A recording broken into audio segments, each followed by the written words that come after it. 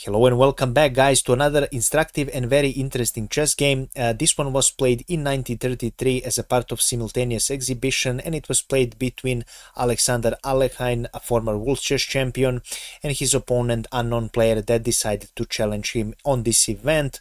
Alexander Alekhine finished the game really quickly and efficiently, but in the end it just shows you what is the importance of tempos and the importance of playing the right move at the right time, because his opponent made one mistake. He played the right move but a little bit later than he should have played, and he simply wasn't able to save the game.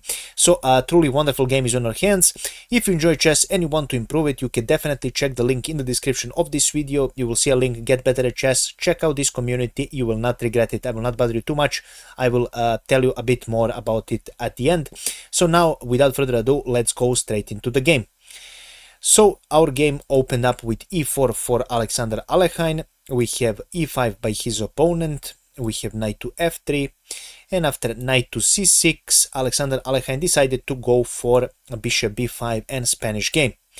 His opponent replied with d6, which is so-called old Steinitz defense. The point of this move is that now black defends this pawn, but in today's modern theory, this d6 move is rarely played because it's simply not good, because this pawn is actually defended. I will show you now how.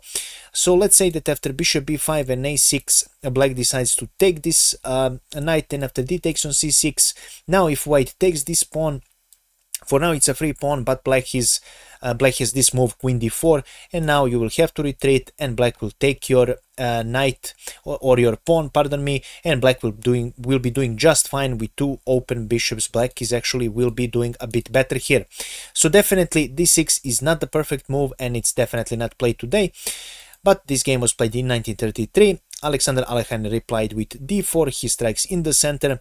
We have bishop to d7. Right now decided to unpin this really potentially nasty attack here with d5. We have bishop takes on c6, bishop takes on c6, and white develops with knight to c3. Game continued with e takes on d4, and right now in this position Alexander Alekhine played queen takes on d4, although knight on d4 was good as well. Game continued with knight to f6 for black, so black now wants to castle. He wants to continue the normal development.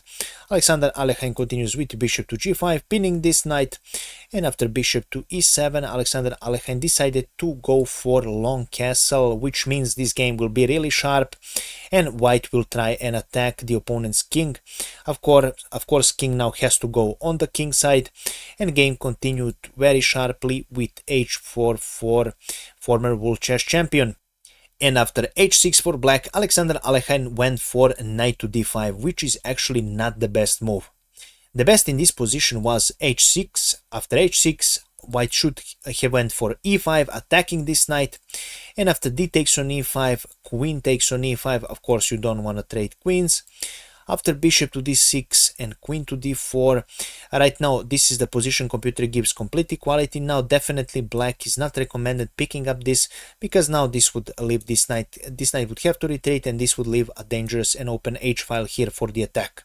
So it can be a bit dangerous, but this was the sequence that Alekhine should have played. But after h6 he decided to went for knight to d5, and his opponent immediately took a chance and he went with h takes on g5.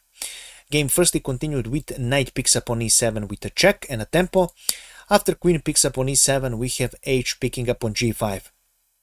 In this position, black decided to pick up even more material, although he was doing just 5, and he went for knight picks up on e4.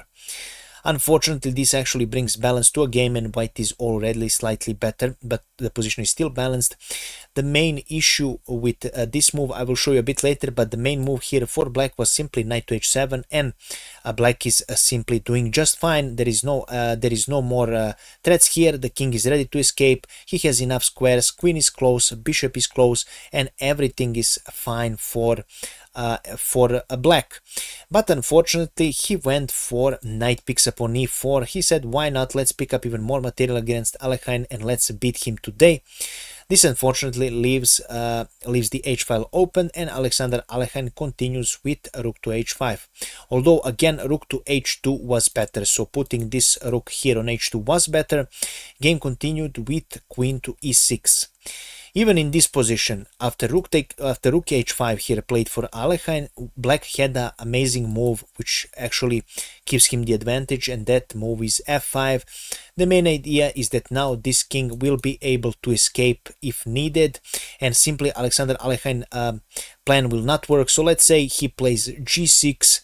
Now after queen to f6, white can play rook d to h1, but now black has queen picks up on g6. And after rook to h8, king simply runs away.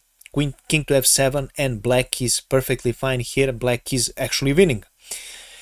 So after rook to h5, unfortunately, instead of f5, black went queen to e6. Rook d to h1 is played for white, and now black sees that it is time to play f5. But unfortunately, as I mentioned in the beginning, now it's a bit too late. If it was previous move, that would be fine, but now it's too late, because first Alexander Alekhine find the best move here in this position, which is knight to e5. For starters, now grabbing the space for this king and threatening checkmate in one. Right now in this position, black went for d takes on e5. Just wanted to show you that queen picks up on e5 doesn't solve anything, simply because white has a g6 here, which is the represents the end of the game here. You cannot pick up this pawn, you cannot remove yourself from this dangerous checkmate, and it's game over. So after knight to e5, d takes on e5 was played, and now in this position after g6, black saw that this game is pretty much done, and he resigned the game against the world chess champion Alexander Alekhine.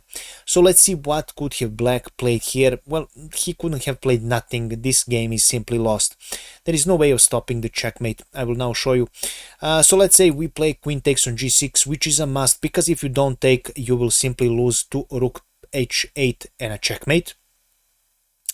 In this case, queen to c4 is the move, and now you cannot go on h file. You can block with your king or with your rook or with your queen. Let's say you play queen to f7. In that case, rook to h8 is a checkmate. After queen to c4, whatever you play here, let's say you play a rook here, rook to h8 is again checkmate. After queen to c4, you can maybe a little bit prolong the game. Queen takes on d5, queen e6, queen takes on e6, and again you will be forced to play rook to f7. After rook to h8, it is a checkmate. And although his opponent had his chance, unfortunately he didn't use it, and Alexander Alekhine managed to win this amazing game, guys. I really hope you enjoyed it. If you did, please make sure to leave a comment, like, and share this video with other people who enjoy chess, because as you know, your word of mouth referrals really help. Also, it helps me a lot if you watch the video until the very end, because YouTube usually recommends videos that are watched until the very end. So watch time is incredibly important for the YouTube algorithm, and I really appreciate all of you who follow me, who watch my content daily, all my shorts and long form videos, and solve the puzzles on my community tabs, of course. If you wish to improve at chess, as I mentioned in the beginning of this video, you can check the community in the description of this video. Amazing community full of amazing stuff you can use to improve your chess elo, no matter what your chess goals are. For example, unless you're a Grandmaster 2800, then you can definitely improve in chess, and there is a way to do that. You have beautiful tactic exercises and beautiful tactic examples, how they show up, how they use, how to spot them, and most importantly, you will practice those chess patterns. You will also practice strategy, what questions to ask, how to develop a plan in chess, where to go, what to do, and basically to develop your chess brain, including end games, middle games, and everything else you might need about chess. So definitely check this community, you will not regret it, and I wish you a pleasant day. I will be seeing you really soon with another video, guys. Have a nice day. Bye bye.